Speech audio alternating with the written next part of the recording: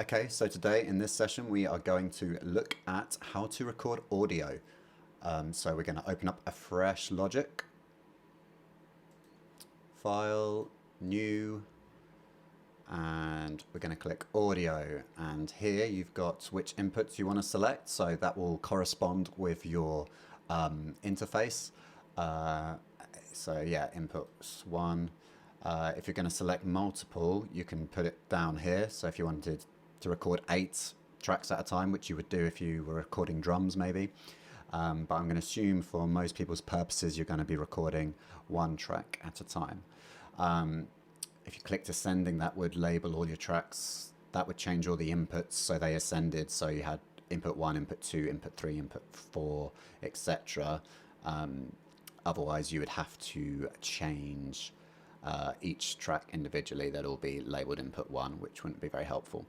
Anyway, so load default patch. We're not going to click open library. We don't need. It's saying what your audio interface is down here. Output standard 1 and 2. We can input monitor and we can record enable. I'm not going to worry just yet. Okay, create. Okay, so now we have got a fresh audio track ready to go. What I'm going to do is play some guitar. Actually, no, let's get some drums to play something to, because at the moment I have no idea what I'm going to play. So let's add a drummer super quick, create. Let's just go with the default. Let's have a listen.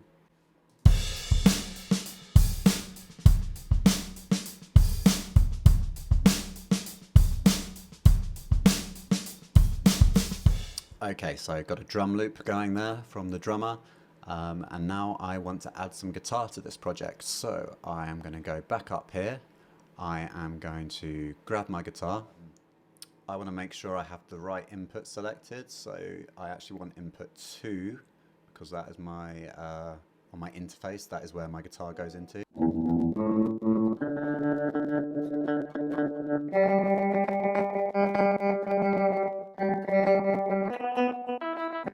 I think that was the longest it's ever taken me to tune a guitar before. But we're good now. And I did this with my external tuner, but for the guitarists out there, if you go to audio effects and go down to metering, you do have a built-in tuner here.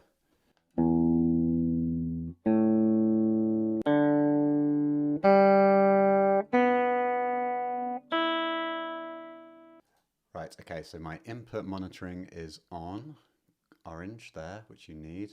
I also need record enable selected. Let's listen.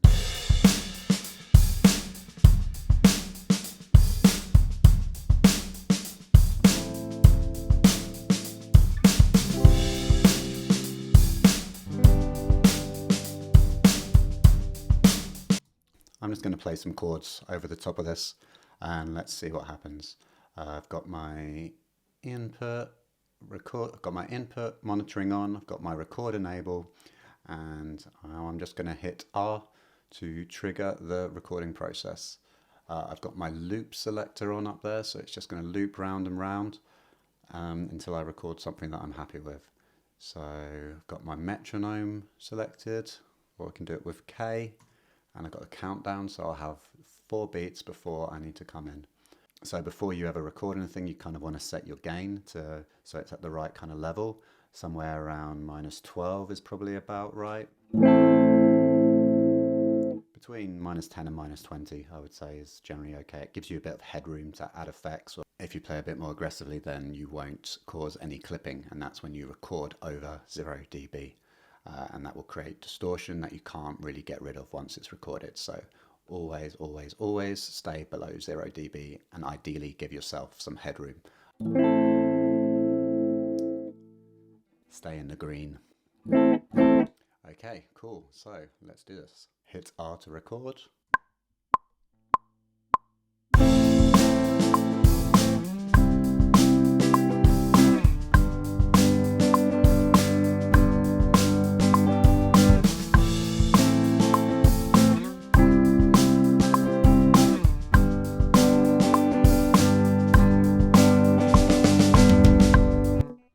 Okay, so that wasn't amazing, but let's listen back to it.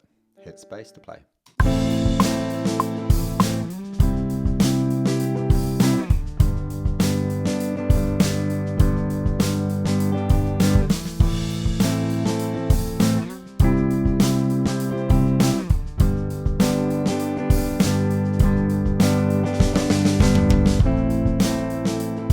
And that is how to record some basic audio. The same process would be true if you wanted to record vocals rather than guitar. I'm not going to do that because my singing is even worse than my guitar playing. But if it was a bass, you would go through the same process, or recording any other instrument, recording, say, shakers that I have here. In fact, let's record some shakers. So I'm going to create a new track up here. Let's go to audio, and we'll have it on input 1 because that's my microphone. And let's just hit create. I'm going to want to change the track that's armed. So this grey one now wants to be armed, and I want to unarm the first track like so, and also the same, I want to add that on. So now you'll be able to hear, and you can see it's responding to that. So if I hit R, I'm going to turn the volume down slightly because otherwise I'll get some feedback, but we should be okay.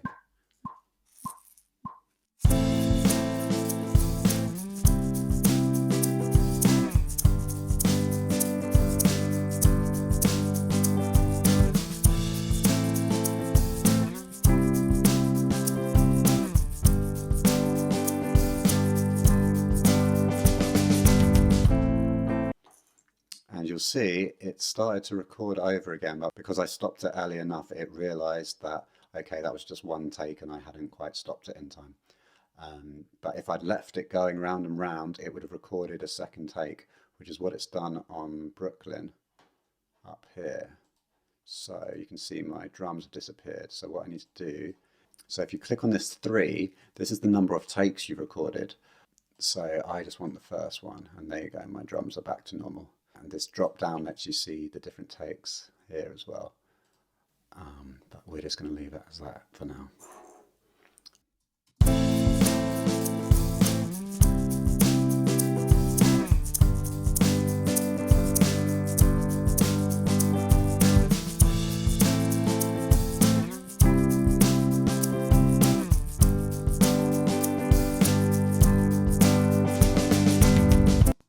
Okay, so listening to that, and I can hear that the first section was a bit out of time. It took me a little bit of time to find my rhythm. So what I'm going to do is cut out that first bit, and I will just duplicate the second bit, and I'll show you how to do that. So from bar 5 onwards, I'm going to cut it out, copy it, and replace the first part. So to do that, we need to use the secondary tool. And the 2 tools you have in Logic are these ones here. So you've got left click tool and command click tool. So your command click tool is when you hit command, and you'll notice that my cursor changed to the marquee tool.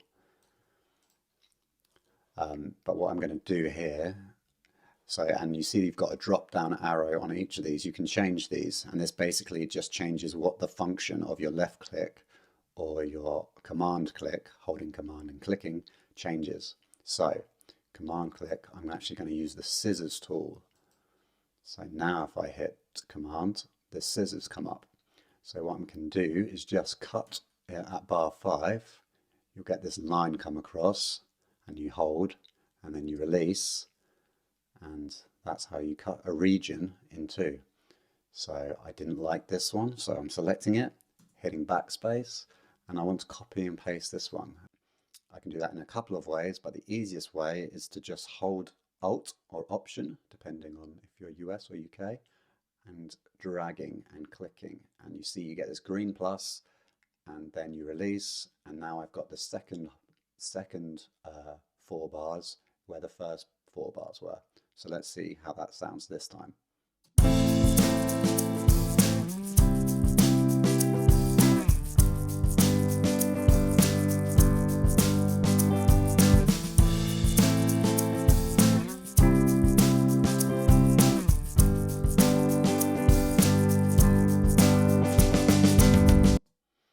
Okay, it's a lot better than it was. It's still not perfect.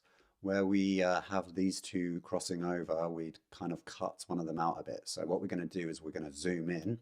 And to do this, you can just hit Z and it will zoom in. So here you can see that there isn't really a beat where there would be in the rest because of where we've cut it. So what I'm going to do is I'm going to zoom in again because I haven't got quite enough, I'm not quite zoomed in close enough. And the best way to zoom in again is to press Control and Alt, and then you get this magnifying glass come up.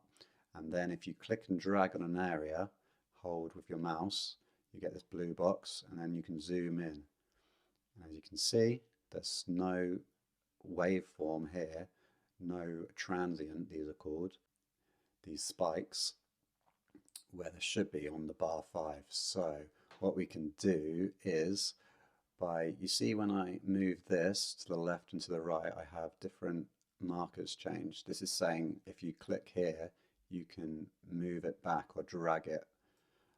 So I've just dragged it back a little bit because I know hiding behind here is going to be a nice one of these transients. So hopefully if I do that, I've now changed where the regions start, where the regions are falling. So now I should have that, and then here there's going to be a little bit of an issue. But what I can do is if I just simply drag it over, and I'm looking to get an area of silence really together. So what's happening now is I'm creating what's called a crossfade. And a crossfade is going to fade between the two regions. And because I've done it there in the area as the silence, you shouldn't really hear a click or anything. You should just be quite a nice smooth edit. So if I just play this bit, much better. So that's how you can smooth out your transitions, and we'll go a little deeper into that in a minute. Like if I keep zooming in with Control and Alt and clicking and dragging, really you want somewhere where there's absolutely nothing at all. So I'm looking for no, like that's pretty perfect. Looking at that, the crossfade is tiny and it's fading over practically nothing. There's no bits of the waveform. So this is the waveform, right? If I zoom out, and I'm using a mouse wheel. If you don't have a mouse wheel, I strongly recommend you getting one. It makes navigating the main arrange page of Logic so easily. So I use it for zooming in and out. I use Control, Alt, and then zoom with a mouse wheel, and it just makes it so easy. And then I can scroll left, up and down with the mouse wheel again, and it just makes moving around. Hit Z, and it goes back to fitting the screen, zooming in, and yes, very easy. If I select a waveform and hit Z, it will zoom in that area. So if I hit there and hit Z, it will zoom in on that area. But if I find a bit of, I can see this is not occupied by anything, this space down here. So if I click that and hit Z, it will fit everything to the screen. So Z's a really handy tool for getting everything to fit, everything you want. And I'm just going to close the library, got a bit more space. I click around here, not on a region, Z, and Z again, Z. There you go, just zooms in and out to the page. It's really helpful. Otherwise you use Control, Alt, and you get the magnifying glass and you can select areas to zoom in on, and Z again to get out of it. Cool. So let's have one last listen to that.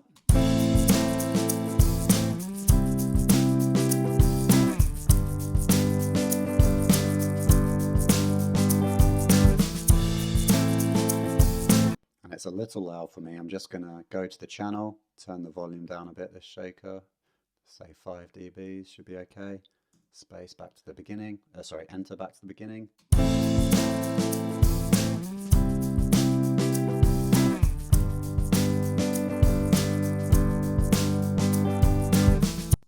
And I think that sounds okay. We can tighten up the tuning, and I'll show you how to do flex time in another video. And that's a really, really helpful tool that Logic has at its disposal. Okay, so that is recording audio. We can go into a bit deeper audio editing a bit later on. That's just an introduction, and I hope you now can record some audio. See you on the next lesson. Okay, so that was recording audio, which is something you're going to need to know how to do. regardless of what kind of music you make. As your homework assignment, I would suggest you try recording some audio. Doesn't matter if you don't have a microphone, what you can do is you can record something into your phone and then send it from your phone and import it into Logic. Assuming you have an audio interface, I would recommend recording some audio, whether it's a guitar or whether it's a vocal. You can just record some noises, you could sample something. There's so many options, but being able to record audio is a fundamental part of music production. So arming the tracks, pressing record, putting it in time, get practice at recording things, checking the right level, and then it's on to the next lesson. See you later.